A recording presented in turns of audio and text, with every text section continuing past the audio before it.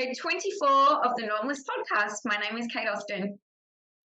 Now, when I stumbled across Pinchapoo for the first time, I thought it was a dog wash or a variation of a breed of poodle or crossbreed of a poodle or something. And then, can you just briefly give the listeners a bit of an idea about what Pinchapoo actually is? Yes, so I've definitely heard it all over the years, that's for sure. And certainly a conversation opener, which is, I guess, the kind of the whole idea of, the name and being a bit cheeky and unapologetic and, very reflective of me. So it's always fun to have a conversation and tell people we are, in fact, do not run around collecting dog poo. And we are doing something very different to that. But so Pinchapoo is slang for pinch a shampoo. So the idea originated around the concept. We call it a modern day Robin Hood concept of people pinching the hotel toiletries. So included in the cost of your accommodation, definitely yours to take. Pinching that and then giving them back to us so that we can provide personal hygiene access to disadvantaged people around Australia. And so the development of Pinchapoo stems right back to your childhood and your upbringing. So where did you grow up, Kate? I grew up in the eastern suburbs of Melbourne. So down there in Melbourne, and you had quite a turbulent family life growing up. Can you tell us a little bit more about that experience and what it was like at home at this stage in your life? Yeah, I think it was a very different time where I didn't know really until I was sort of 14 or 15 what was happening in my house. We were, we didn't have so much exposure to the outside world as we do now. And, things are very differently for teenagers or kids of the same age. They can Google things in a heartbeat and work out whether or not their situation is normal. But I didn't know any different. And so I think living in a situation of control and real relationship with my dad. I mean, he lived with us. My parents were married. Just sort of a really sort of simple, little household that was pretty sort of closed away from the rest of the world and just got on with it. But when I, started to get older, I started to realize something wasn't right. It wasn't normal to be, there's lots of different stories, but it wasn't normal, some of the stuff that was happening with me. And so I started to discuss it with friends and started to raise it. And I guess that instinct inside you just goes, yeah, something's not right here. And you start to question it. Did he have any psychological issues, or was it more like drug or alcohol abuse? Was there any, I guess, over underlying reason behind why he was such a violent man, or was it just his character? No, just character. I think a lot of sort of control. My mum was very dominant in our household growing up, very strong character, and my dad was very much the opposite. So I think a lot of his issues, which I've worked out later in life, were really just repressed anger and frustration that I unfortunately wore the brunt of. But just a very sort of quiet, very sort of gentle soul most of the time. But I guess everyone's got a breaking point. Yeah. And as you said, at the age of about 14 or 15 was when it all kind of reached breaking point. And on that one kind of night where I think you were just looking at him the wrong way, or someone had stirred the pot a little bit, and he had actually kicked you from one side of the house to the other, breaking several of your ribs. Can you talk us through that moment and how you felt? I know you're only relatively young, still an adolescent, but how that felt going through that experience? I think there's no time to think really in that exact moment. My thinking's all come later on. And you're right, I do say that perhaps I looked at my dad the wrong way. I don't actually know what that particular incident was that led to something that he deemed okay to take to me the way that he did. But it must have been his breaking point, and I wore the brunt of it. And I was kicked from one end of the house to the other, and several of my ribs broken. And I wasn't able to think. I think in those moments, your instinct, that fight or flight response really kicks in, and I knew what I needed to do. I needed to get to somewhere where I could use the strength of my legs because I didn't have my upper body was broken. I've just lost my light, sorry, with broken bones. So I scrambled to my bed where I was able to use the strength of my legs to try and kick him off. So it was it was just no time for thought in answer to your question, really you live on your instinct in that moment. Yeah, like when you're full of adrenaline and you just kind of your body will, you know, What it has to do. fight or It flight. does what it Yeah. has to do. Yeah, absolutely.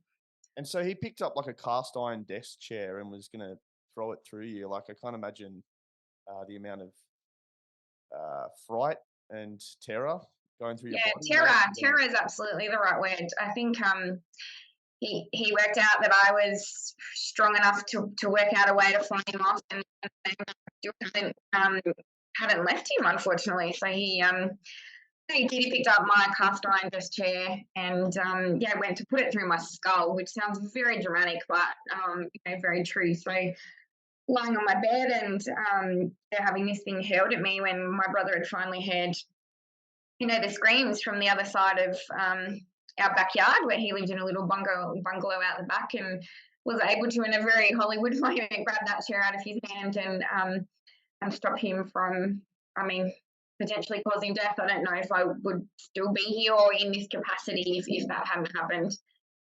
and it's not exactly light, is it? Cast iron desk chair, like it's very Right. heavy So those of you who stuff. grew up in the 80s, you will know everybody had cast iron everything.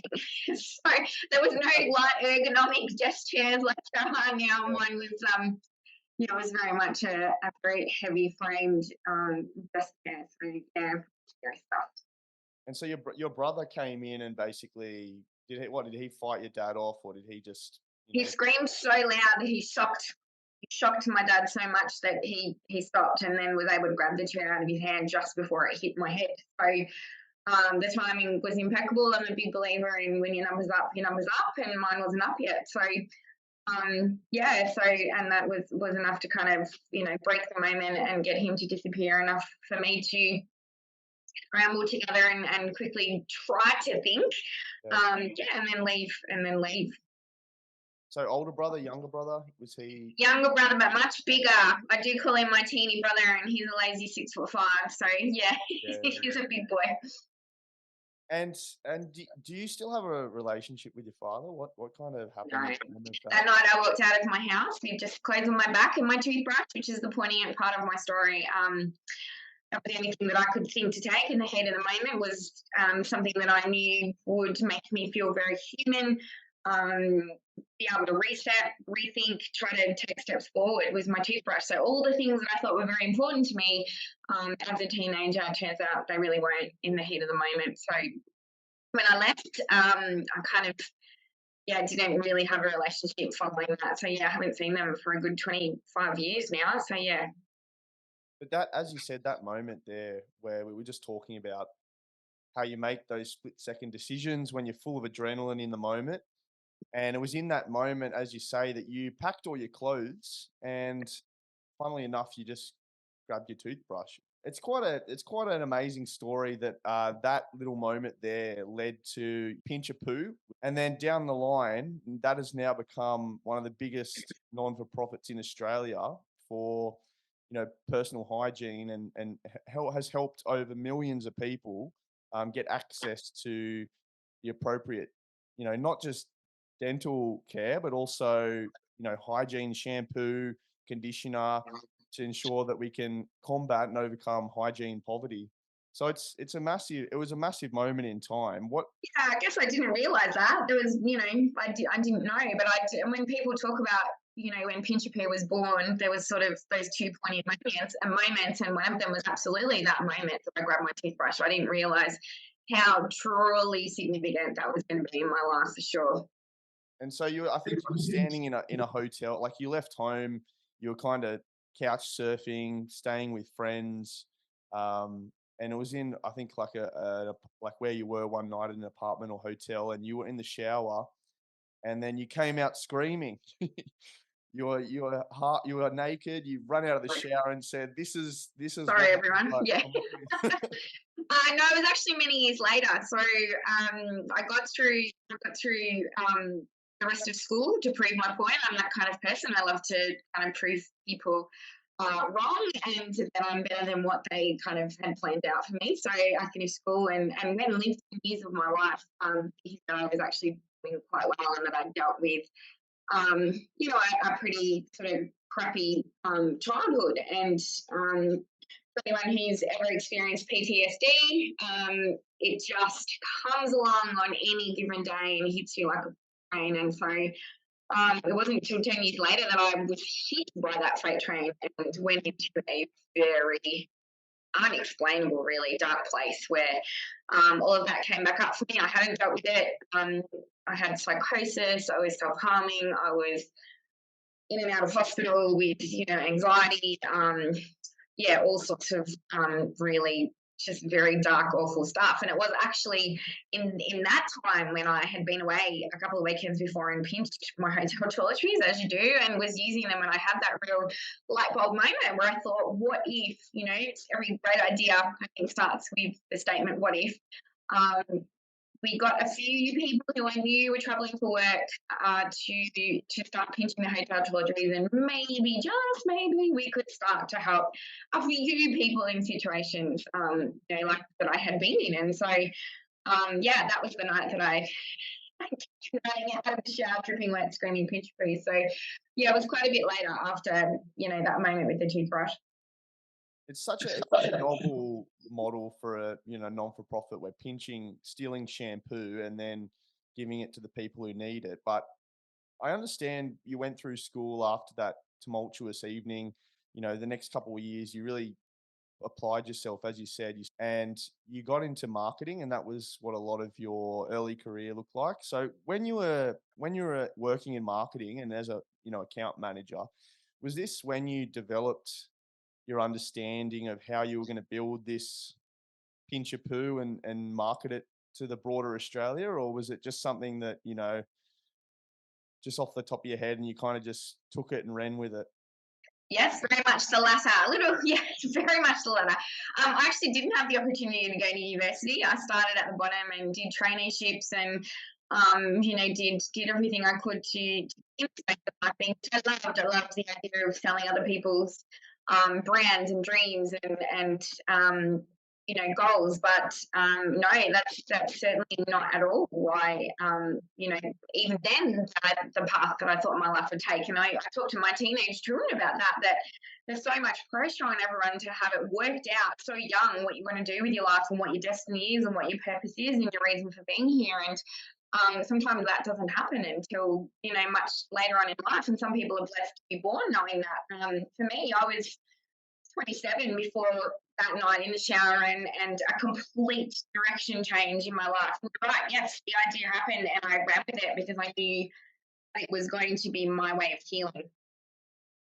And so everything came crashing down, and the PTSD hit you quite hard. There were times when you considered suicide or you attempted to take your own life. Can you maybe talk us through some of the things you went through in that period of time? The attempts on your life and self harm that you put yourself through. I think when we talk in that space, it's almost a bubble burster for me. I think there's this for people who have not gone on that journey, and I pray that everyone listening has not gone on that journey because it's revolting. That we all have this kind of real Hollywood perception of what suicide and self-harming looks like, and I think for me it was incredibly different. When you think about self-harming, you think about cutting your arms, you think about the classic, girl lying in a bathtub bleeding out, stuff like that. It just wasn't like that for me.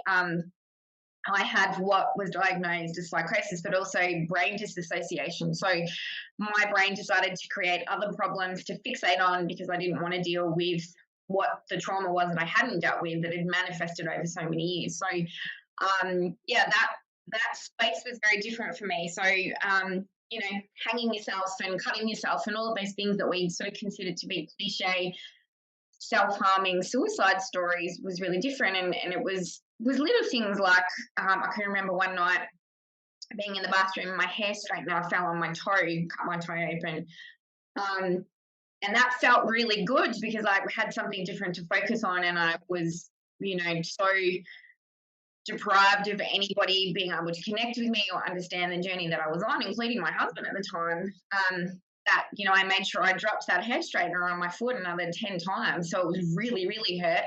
And that we could talk about that. It was something we could connect on. It was something he could say, "Oh my God, are you okay?" Whereas that was something he couldn't ever say to me, or my friends could never really understand with my mental health journey. So I think sometimes it's just about connection. Sometimes it's about, just those little cries for help that sometimes, potentially go unnoticed in people, because we do have that cliche idea of what self-harm looks like. So, yeah, the suicide stuff was constant. There were days where I had a watch, an old-fashioned watch with a second hand, and I would sit there and I would watch that second hand get to 12.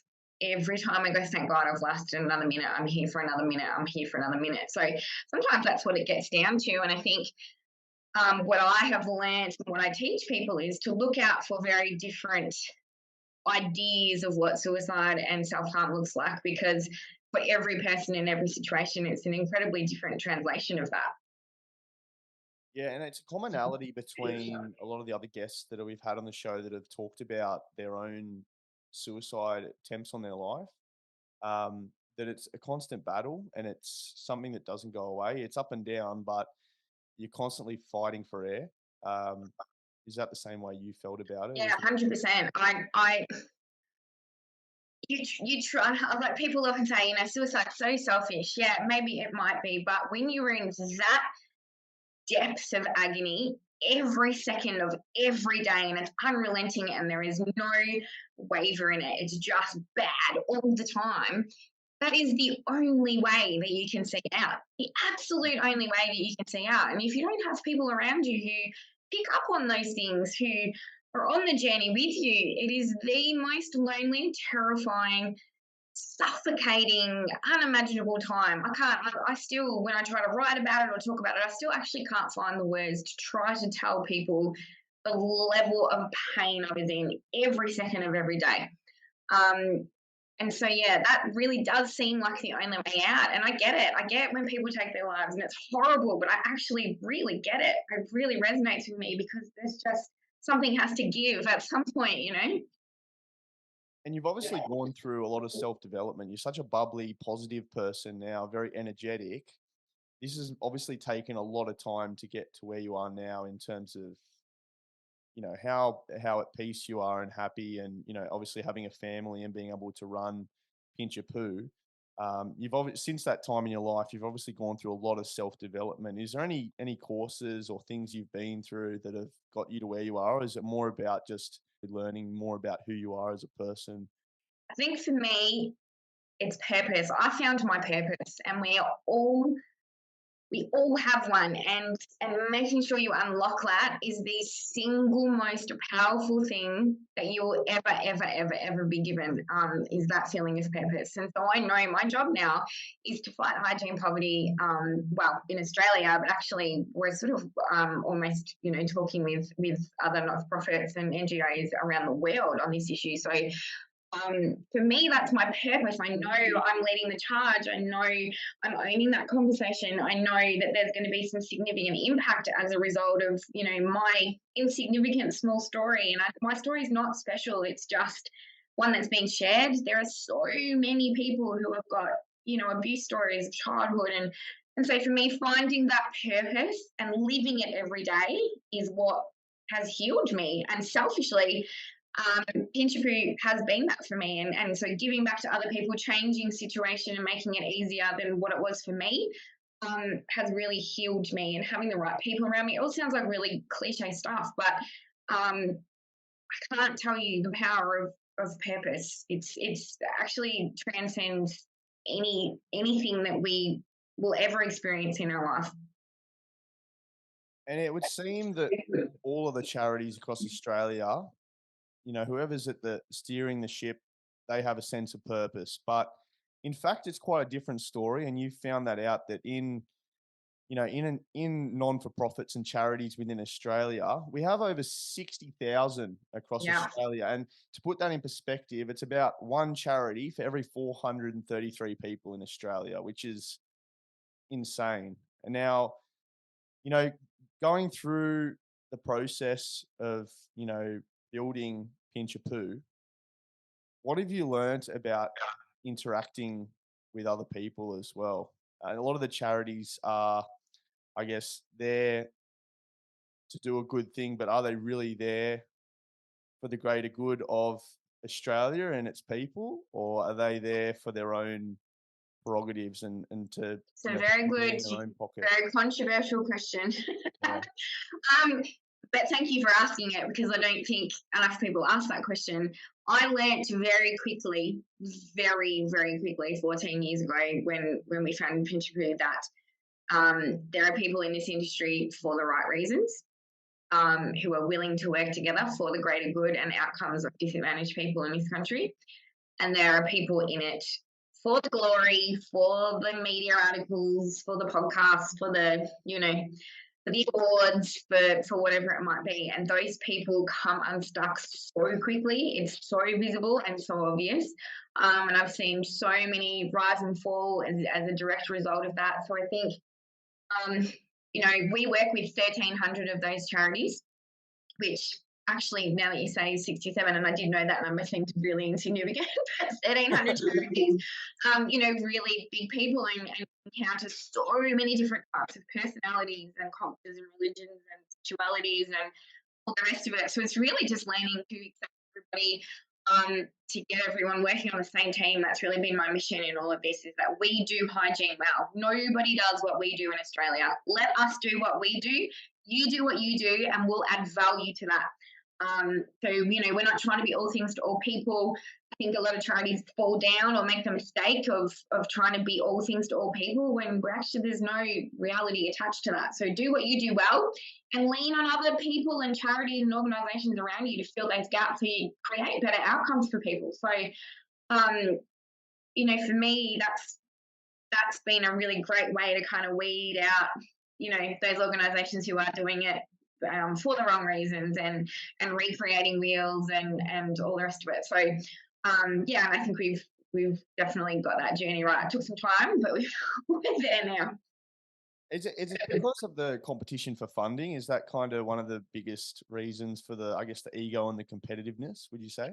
Yep, absolutely. And everybody has this perception that not-for-profit industry is this beautiful, warm, fuzzy, lovey-dovey industry, and it's not. It is absolutely that hated, and it is cutthroat. It is cutthroat because that's exactly what it is. Too many people have recreated the wheel, and that causes an absolute shit fight for funding. And that's exactly what it is. I'm not sure if I can say that. Sorry. Yeah.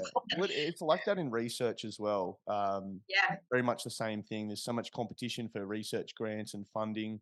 One of the things is what you were saying was bonding together to promote social change. If we can work together, is often the best way to do it. But often it doesn't always work out that way for the reasons we just discussed. But what other non-for-profits have you partnered with, or other companies or organizations, to help build Pinchapoo into what it is today? Look, I think that's an endless answer to that one. I mean, it's not just organisations, but it's sponsors, it's people who have believed in us, invested in us. And that stuff doesn't happen overnight. It's not easy to build a not-for-profit. And when people come to me and say, "What advice would you give to someone who wants to start their own not-for-profit?" Before they've even got the sentence out, I'll say, "Don't do it. Honestly, do not do it.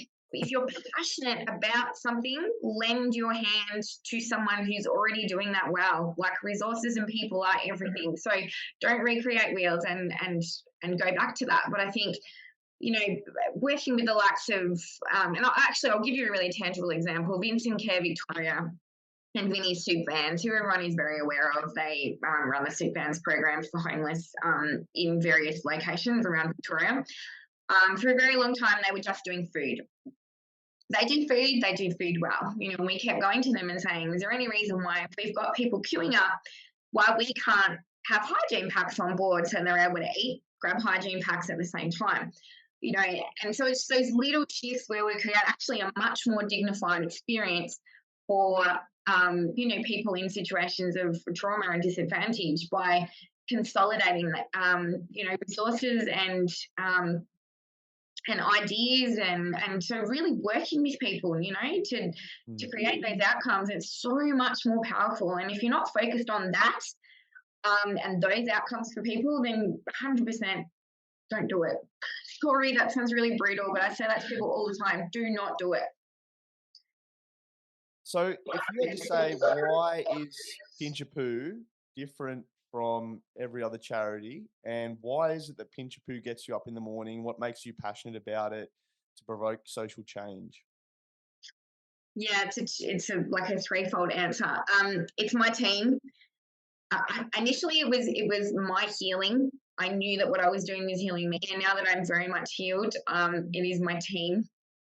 And that sounds super obnoxious, but the 2,000 plus volunteers that we have working in, different capacities around Australia. I work with, 20 women who I consider to be my mum. So what I ducked out on, in my childhood has come back and manifested itself 1,000 times over. So the people who make it so much fun, who, we do a really serious thing, but we have such a great time doing it. Our culture is just amazing. And again, people ask me to speak about culture. I actually don't know what we've done right, but whatever it is, we did it right. We're a very good inclusive workspace. We employ and have volunteers come in every week with various physical and intellectual disabilities. It's just a really great inclusive place. What makes us different as a charity, I think, is that we have always stepped outside the box and thought differently about how to tackle social change in Australia. And there are not many organisations that were founded on the idea of theft, I guess, if we go back to those original concepts. But, the way that's developed and the way people have got behind it is that it's not, we're not emotionally blackmailing people into donating money, and, it's the product, and nothing is lost in translation. There are not many charities where you can, give and 100% of what you're giving comes out the other end and is effective for the person receiving it. So you donate a bottle of shampoo, that's washing someone's head. There's nothing lost. So I think people really get on board because it is really collaborative. It is a bit out of the box. It's a bit cheeky, and our branding sort of, sits around all of those values as well. So it makes it a fun journey for people to be on, I think. Does that cause you to run into any issues with the idea of theft? Like, it's not really theft, because if you're staying in a hotel, Yeah. you can get as many shampoos or conditioner samples as you like. But have you ever run into any issues in terms of like the hotels just losing stock and stuff from people stealing No, all the stock? no. We have actually pretty much all of the major hotel chains very much on board. So, deleted stock, change of brands, things like that, all of their stuff to us. So they're very much on board. We actually, I'll tell you a quick little story about that. About 7 years ago, I was invited to speak at an international hotel summit in Sydney, and really had no idea why I was going up there, to explain the fact that, my organisation was ultimately robbing hotels around the world. And so they made me stand up in front of 5,000 people, so representatives from every hotel chain globally, and pitch what we were doing. And I was just really raw and honest about it. I said, this is either going to go really good or it's going to go really bad, really shit. And we ended up winning at the end of the conference. We ended up winning best global hotel innovation. And that was in the middle of like these amazing tech platforms that had been created and everything, and our idea was just so simple. So it's very much the opposite. We very much have the support of the suppliers and manufacturers, but also the hotels themselves. Yeah, well, I'm one that shamelessly takes all the shampoo and conditioners. It's expensive stuff. You go to Woolworths and Coles, and you go down the aisle, and it's expensive. And for a lot of, we're going to talk about poverty, hygiene poverty, as we go throughout this podcast. But it's expensive stuff, and there's a lot of unemployment in Australia, obviously, which has increased throughout COVID, and there are a lot of families out there that can't afford, essentially human needs to maintain their health and well-being. So I think it's an awesome initiative, and it's come from such a little great idea. And you spoke about before about you don't know what you've done right with your team, but you talked about how almost one third of your your volunteer workforce is living with a disability.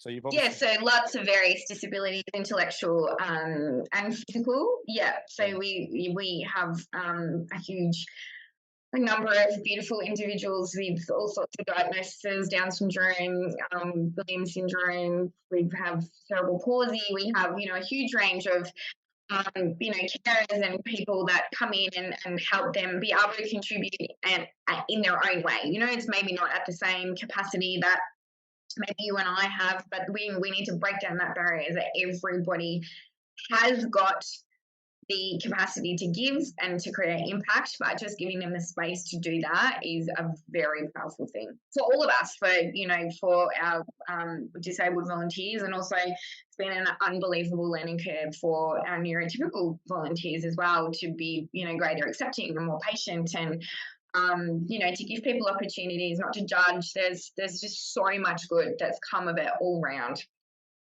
I think one of the gentlemen that works at Pinchapoo in the warehouse, he's really obsessed with the cardboard boxes, and I think you've talked about Done your research.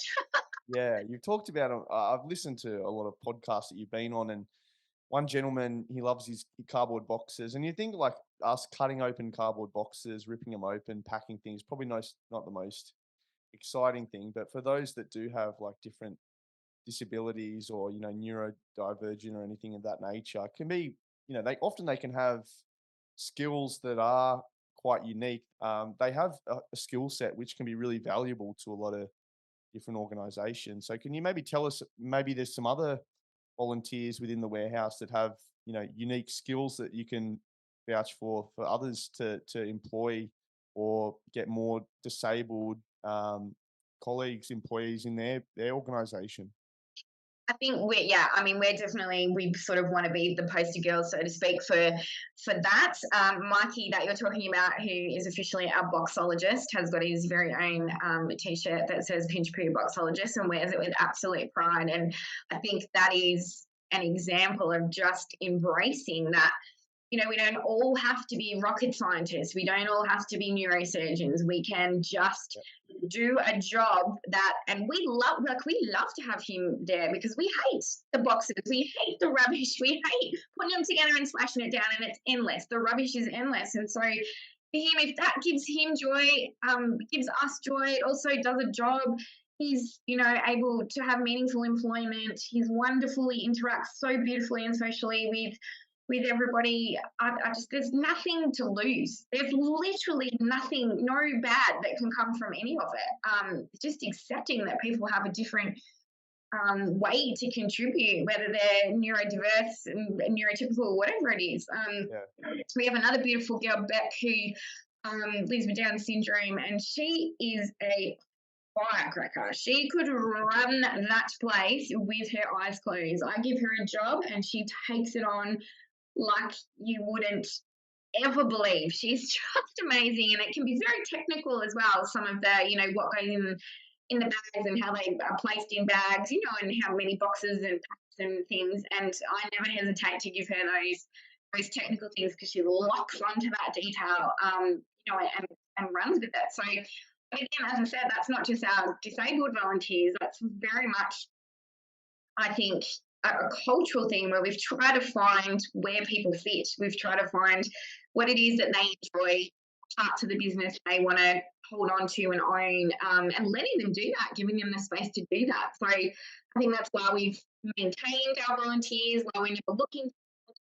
They have that little niche. Everybody in every space has a little niche to belong, but allowing people to have a space to do that is so powerful. And as I said, encouraging other organizations and businesses to give someone a go. It's not just about them. I think potentially that's initially what we thought, is it was just about the disabled volunteer and giving them a chance. But what we have learned and how we have been enriched as a result of that opportunity for them is transcends words.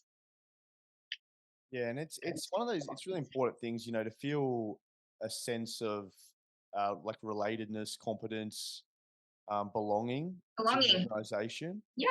And you felt that when you walked into Centrelink after you'd left home and you went into Centrelink and they basically told you that you didn't fit any of the criteria. to get any form of reimbursement, Centrelink reimbursement. And was that is that something that you've acknowledged and tried to give back, Yeah, to those people with intellectual disabilities and social 100%. I think sometimes we don't fit into a category, like, and why do we have to? I say to my children all the time, if we were all the same, we all look the same, we all dress the same, we all have the same personality, what a boring bloody life we would have. Um, and so, yeah, from that experience and I can remember that lady, the social worker, pulling out her pad, back in the days of pen and paper, and, ticking and crossing and ticking and crossing. And then at the end telling me that, I didn't fit into a specific category to qualify for help, or any type of future opportunity was soul destroying. So that's another reason, I guess, why I've adopted that.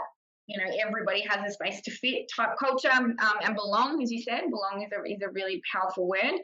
But also when we're passing on, our services to other organisations and individuals, people will always say, how do we qualify? How do we, there's no qualification. If you've picked up the phone and said, we need help, that's enough. You need help, right? And so for me, removing qualification processes has been something obviously very close to my heart, but I think it's had really powerful outcomes. I think it's a little bit of a paradox because the government isn't willing to fund people who have been victims of sexual abuse or domestic abuse or violence. Do we think it's because there's such a massive number of people in Australia that are actually subject to violence in the home? So if you look at the Australian Bureau of Statistics, 2 in every 5 Australian adults have actually been the victims of physical or sexual violence. And in the Australian Institute of Health and Welfare, we often talk a lot about domestic violence in the context of relationship, between a man and a woman. But oftentimes, so around 7% of adults who are experiencing violence it's coming from another family member. So I know that's an adult population. That's about 1.4 million Australians. That doesn't consider, adolescents or children. But do you think it's such a big problem that the government isn't willing to fund it, despite it being, such a burden for people like yourself now who went through that post-traumatic stress, but then feeling like you are not able to seek help or gain that help and support that you need, despite seeing all those advertisements on the back of buses from Mission Australia saying, if you're struggling or you're without a home, seek help, reach out. So I find it's quite contradiction, really. Of Yeah, wow. Yeah, I could get controversial. Am I allowed to be controversial? Go for it. Okay, I think this is what I think about the government. We could be here all day. I think the government in the not-for-profit space or anything around social issues are very good at putting their funding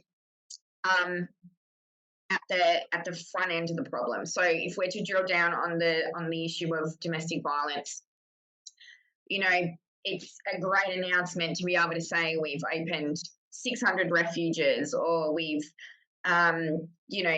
cancelled this many women, for post-traumatic stress, blah, blah, blah. Everything's up here.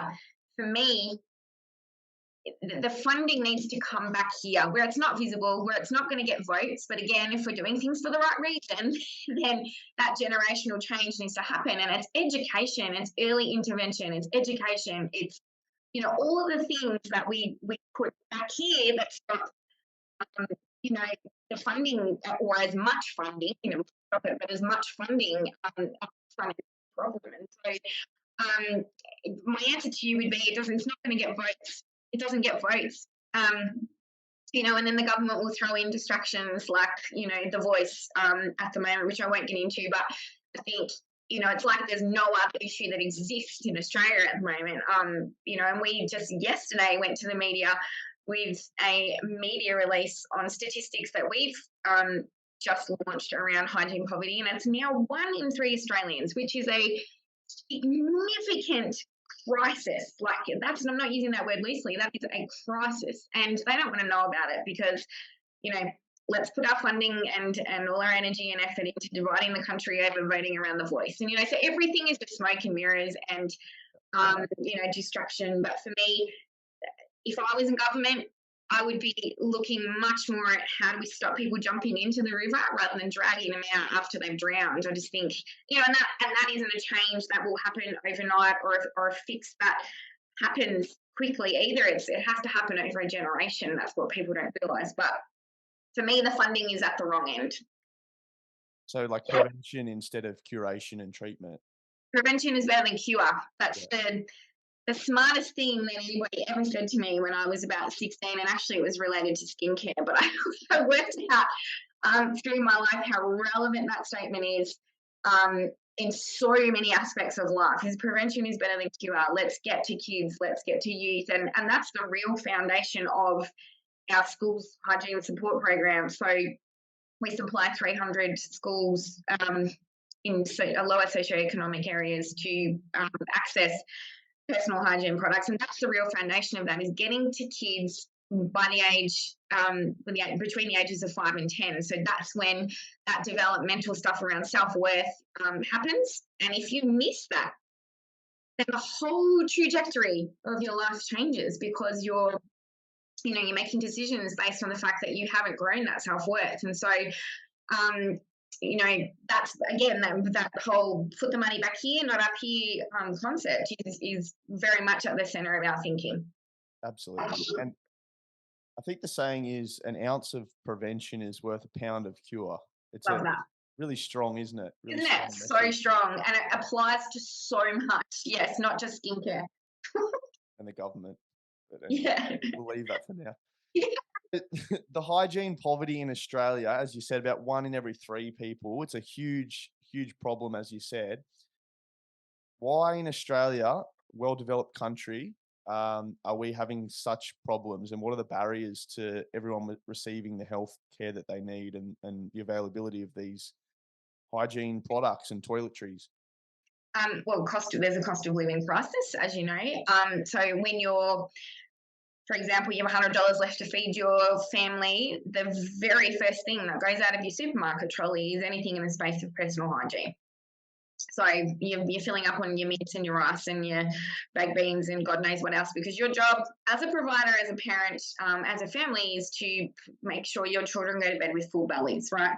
Yep. I think now with some of the research we've been doing, we're just starting to actually uncover just how significant the long-term issues are of not being able to brush your teeth, head lice, not being able to wash your hair, the bullying, the mental health issues that come from it.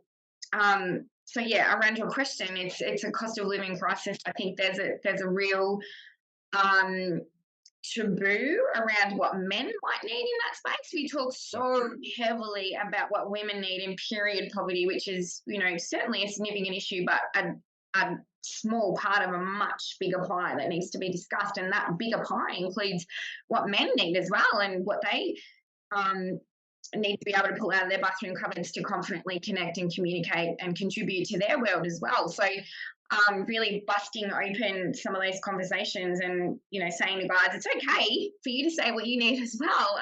If you look at our statistics at the end of the year, we actually help just over 50% men and just under 50% women. So it is much more men than what people would think, and we need to talk about that. It's discussion that's going to fix it.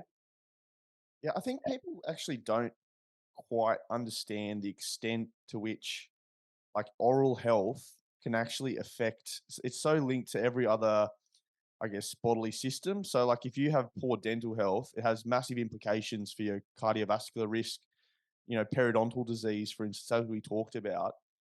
If you can't afford to pay for dental supplies, toothbrush, toothpaste, floss, mouthwash, obviously we need to eat, and that's the biggest. Of That's the course. biggest thing in the short term. If you don't eat Survival. for weeks on end, you're going to die, obviously. So in the short term, that's the biggest need. But periodontal disease, for instance, is a much more insidious long-term disease. As we were just talking about prevention versus cure, obviously we need to help Australians get access to more of these supplies and healthcare. So how is Pinchapoo getting this out to Australians? I guess just to your point on on that, just in the space of dental, there's so much data that we've been working on with a fantastic research group called Per Capita um, over the last just 6 months that suggests that so many of those interim things we put into place while we can't afford personal hygiene products or can't access them have really significant, as you said, really significant long-term effects on your health. We have people, using one lady was using dishwashing liquid to wash her hair, and she now has a scalp, like a dermalogic issue with her scalp, which will be a lifelong thing. So, that's just one example of millions, but it's really important to realize that it's not just washing your hair and feeling good and being happy and moving on with your day. It's actually really a very significant long-term issue that becomes exactly that, an issue. So what Pinchapoo are doing, to your point, Hayden, is tackling it again from a youth perspective, so trying to create the generational change. So we went back to the drawing board 7-8 years ago now and said, we are doing a great job of helping people in the system. We're doing a really good job. We're supporting all the big guys.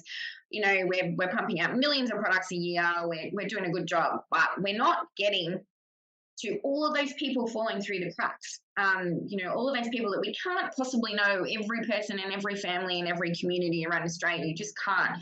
So we started to look at platforms on which we could lean on to execute those programs, and schools came up as a really, really powerful one, because in every school now, there's a school doctor, there's a school nurse, there's a welfare coordinator, or there's a chaplain, or there's someone who is aware of those students and families who are doing it tough, whether it be a temporary situation, whether it's a long-term situation of disadvantage, whatever it might be.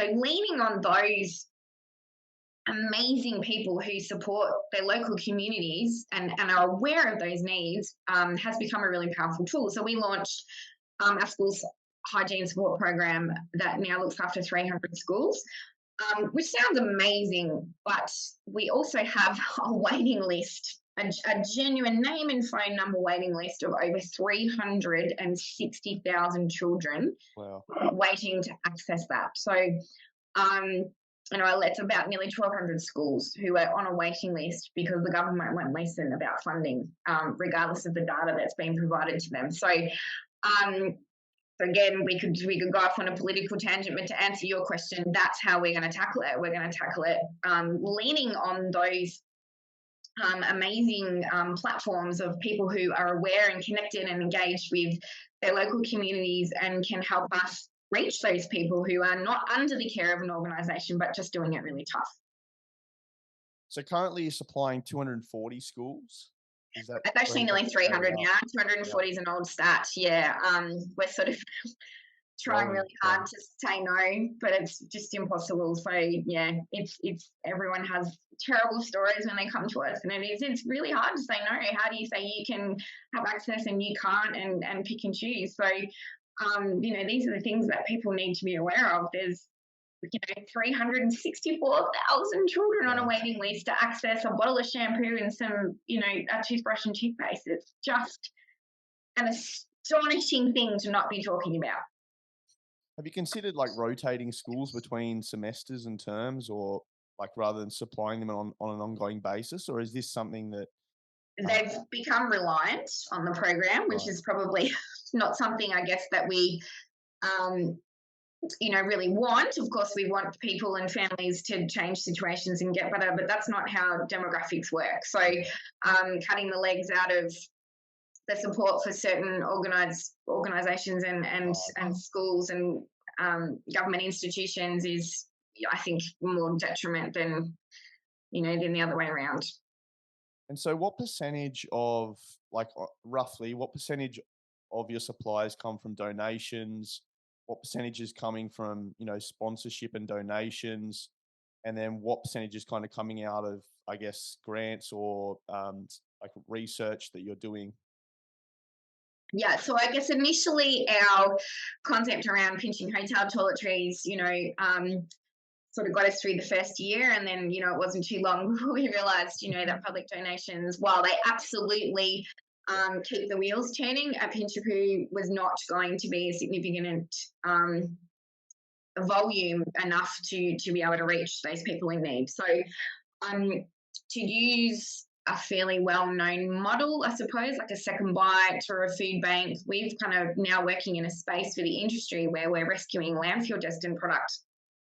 Um, and it could be for the stupidest of reasons, honestly. Waste is an astonishing story, but it could be a change of labeling. It might be a little scratch on the top of a lid. Any blemish that deems it less than perfect for commercial sale means it goes to landfill. So being able to sweep that stock up, repurpose it, and get it into the hands of Australians in need is a very powerful thing that we've been able to do. So I guess those public donations and that concept of people pinching the home toiletries 100% remains, the center of our core. But we so enjoy working with amazing brands to rescue their waste as well, which is just like Christmas. So just in the last 2-3 years alone, we've rescued nearly 900 tonne of landfill destined self-care industry product. So yeah, so it's kind of a win all around. The environment's winning, people are winning, the companies are winning, they can write it off on tax, we've got the stock to distribute. So it's a great story all around. Do you think that this, I guess, and like at the moment, your projection towards kind of focusing on the school setting really hits close to home because it was a time in your life when you were going through a lot and struggling, that you're able to help so many kids and also get a lot of feedback from parents on how this is actually helping the community? Yeah, it is very powerful. I guess that's probably not why we did it, but it does tend to make me emotional, the outcomes of it, because I know the power of that. I went from being the girl who had, wore too much mascara and was sent to the coordinator's office every day to take it off, but whatever it might be, we all have that one thing, and without it, we're a completely different person. So at the time, I had a lead role in the play at school. I was a singer in a band. I withdrew from all of that. So hearing from from welfare coordinators, from principals, from families, the impact that is making, greater attendance rates, people putting their hand up more in class and contributing, less bullying, greater mental health outcomes for young kids. That's payday as a not-for-profit. When all of the effort that you're putting in is working, that's payday.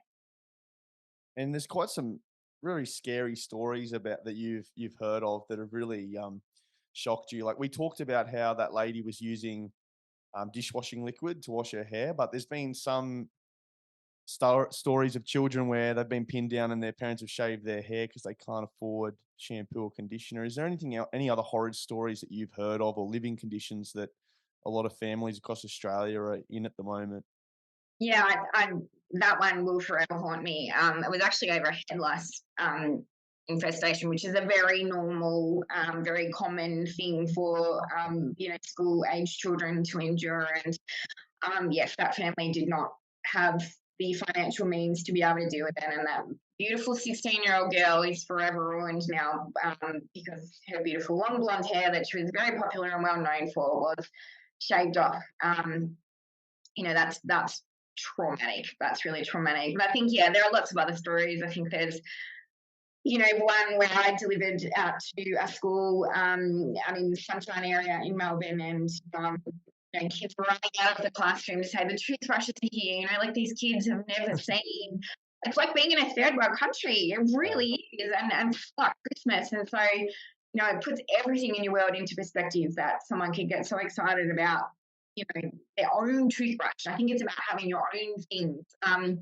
There's another awful story about two foster children who were, before they were put into foster care, living with their dad, who was very controlling, and he wouldn't let them have a toothbrush. And so he would pass out drunk every night, and the older sister would, sneak down to his bathroom and steal his toothbrush so she could brush her baby sister's teeth, just because it wasn't a money thing, it was a control thing in an abuse situation. So I think we underestimate, the small things for people, and the significant impact it has on their lives.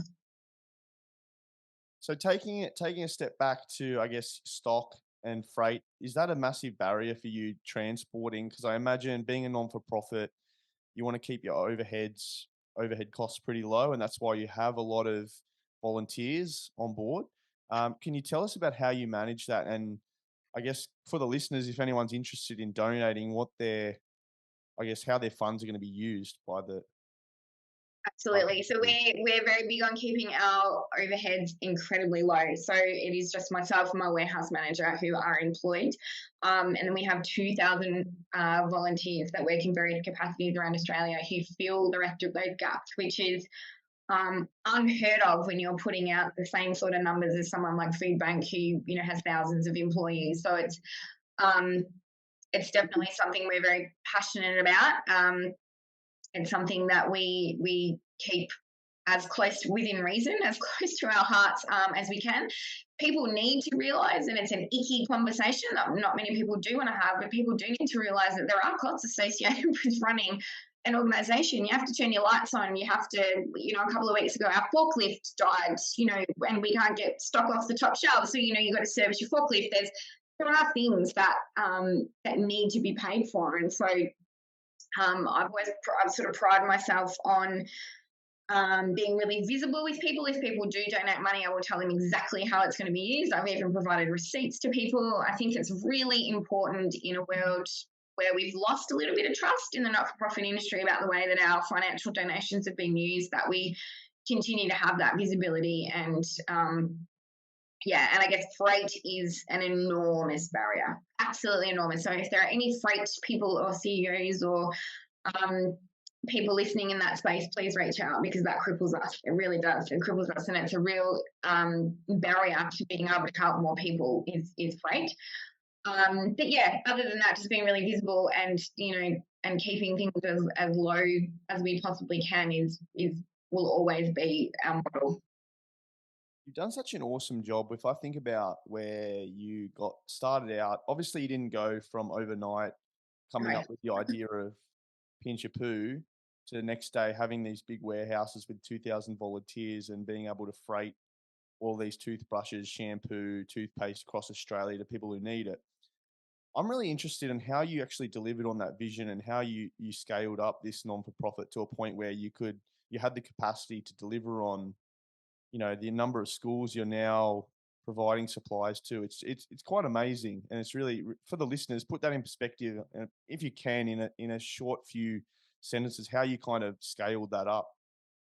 I'm never happy. I'm a goal post shifter. So the first thing people say to me is, "Did you ever dream it would be this big?" And everyone assumes the answer is yes. No, my very early vision was just to be able to help a few people. Let alone a few organisations. And so from that to 1,300 has been, for me, every time I've set that goal and achieved it, I've gone, okay, no complacency. What are we doing next? What are we doing next? What are we doing next? And I keep shifting that. And I know it frustrates people around me a great deal, but I think it's about that motivation to do better. If we have the capacity to do better, let's keep going. Let's keep running. Let's use that momentum. Let's use that strength and that network and really keep shifting the goalposts. There's nothing wrong with that, reevaluating your goals and keep pushing. So we've done a lot, but we've got so much more to do, so much to do. And yes, I'll probably never be happy, but I'm not a real stop and smell the roses person either. But yeah, for me, it's just about reevaluating and shifting the goalpost.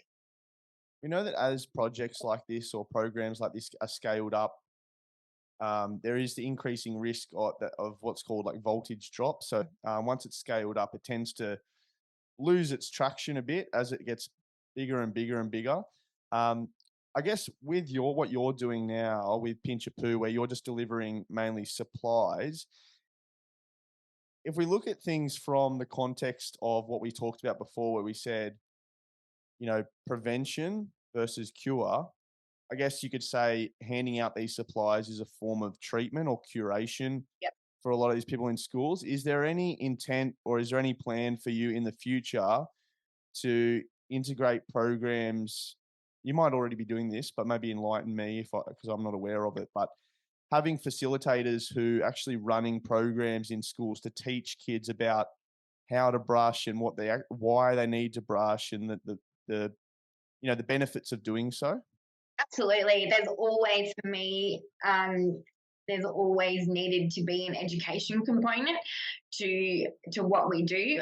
Obviously, funding's been a huge barrier to make that happen, but in the last 12 months, we've been working with a couple of our sponsors to actually put together some programs and some reading material and various executions of that.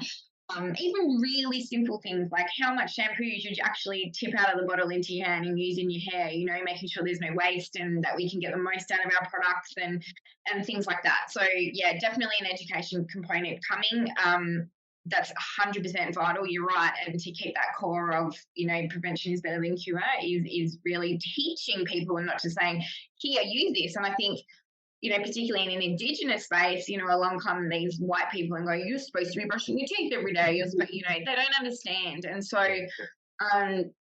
understanding where they're coming from and meeting in the middle and helping to get better healthcare outcomes. And that's what we need to start talking about is the healthcare component of this. It's not just, looking glamorous or, we're not talking about lipstick here. We're talking about bare root essentials for your mental health and for your physical and emotional and all the rest of it. So, so education is definitely a component that we're putting a huge amount of focus on. So will probably be a big part of our next chapter. The other thing that I really want to focus on too, which you seem to have done a great job with, is like the cultural considerations. I know for me, this is something I've experienced working with Diabetes Australia, where I've gone to programs out west and we deliver to different, so culturally and linguistically diverse groups. And one thing I've noticed is, for instance, like Japanese people, if you're talking to someone who's Japanese, a lot of the time in some of their cultures, it's actually rude to look someone in the eye when you're talking to them. Yeah. But if, from my standpoint, if they're looking at my shoes while I'm talking to them, I'm thinking, this You're person's not listening to me. disrespectful. Yeah. But in fact, they're actually being polite. Yeah. And you can't break that barrier without cultural understanding. And there are a lot of, I guess, for one instance is like the tampon with different ethnic communities is seen as rude to give them a tampon. So how have you overcome that barrier? Yeah, I think there's a lot of not just culturally, but even now with gender and that sort of stuff, like making sure that we consider what's culturally appropriate, gender appropriate, making sure that menstruation products are not just available to women, but there's a huge amount of continued consideration that goes around that. But understanding each of our partners and those people who they work with and making sure that we're putting together holistic hygiene solutions for them. And what works, as you say, for one group of people will be completely offensive in another space. And you're right, tampons is a really good example in a lot of cultures. It's, sexually inappropriate to use, so we make sure they have pads instead, things like that. And even I guess in a mental health space, making sure there's no alcohol content in products, there's no razors or anything sharp. We work in jails, so and that's a whole another podcast, that one, to talk about what goes in and out of jails. But no glass, no springs, no products too small that can be put into body parts. Like there's a huge amount of consideration that goes into working with each one of those partners and really making sure that we take the time to understand that what we're providing is right for them. And that's the beauty, I guess, of working as a third-party supplier, so to speak, is that we don't actually have to know all of the people who are recipients of our stuff, but working with those organisations who do understand the people they're looking after and leaning on the advice that they give us to create those customised packs is, it really gets the right outcome every time. I guess like people who are in transitional living situations as well, like if you're giving shampoo and conditioner to people, you're obviously not going to give them a massive bottle because if they're moving out, it's just going to go to waste. So you've got to be conscious of, I guess, how much quantity of these supplies you're giving to different people and in what kind of context they're living in as well. Yeah, size is a huge consideration. So anybody in temporary need, we won't supply anything over 100 meals because we know you can't pick up and carry a bathroom cupboard on your back if you're moving every day. So, there are options size-wise as well for each of those situations, and making sure that that's conducive to their current situation. And then if they move out of that situation, that's okay. We can get them bigger things. Some organisations want 2-litre bottles of conditioner and shampoo. Others can't have anything over 35 mils. So I guess the beauty of being able to rescue so much stock that's so broad is that what one person won't take, the other one desperately needs. And so it's a real juggle, but again, really understanding the people that you're working with, the organisations that you're working with, and listening to what they're saying rather than just mass producing packs and saying, well, you get what you get and you don't get upset, is definitely not the approach. If we take a step back to what you said about the prisons and how you're working with the prison system, that's really interesting. We have a question from Andrew. Each week I'll put out a post and just ask if anyone has any questions for the guest. He's asked, what would be your advice to young incarcerated females who are struggling through trauma from broken homes? That's a thank you, Andrew. My advice is know that everything in life is temporary. And it truly is. The highs are temporary, the lows are temporary. In the moment, we can't see either of that because we're either all the way down there or all the way up there. There is a way out. There is absolutely a way out. Lean on the right people around you and come out of that. And our jail system is not wonderful at rehabilitating people. We're very good at incarcerating them and then shipping them back off out into the big wide world and expecting them not to reoffend. But, know that you are worthy of having something special when you do come out and a new pathway. It doesn't have to define you. What's happened to you doesn't have to define you. Yeah, no, it's been a fantastic chat today, Kate, and I appreciate your time coming on. One thing we haven't chatted about is just how good a job you've done with, I guess, building the culture at Pinchapoo. And I guess it comes back to the names you've given for, Poo HQ and the Poo crew. I think it's really cool, like what you've done there. And you're obviously, like, as I said earlier in the podcast, you've got a lot of energy about yourself. You're very positive.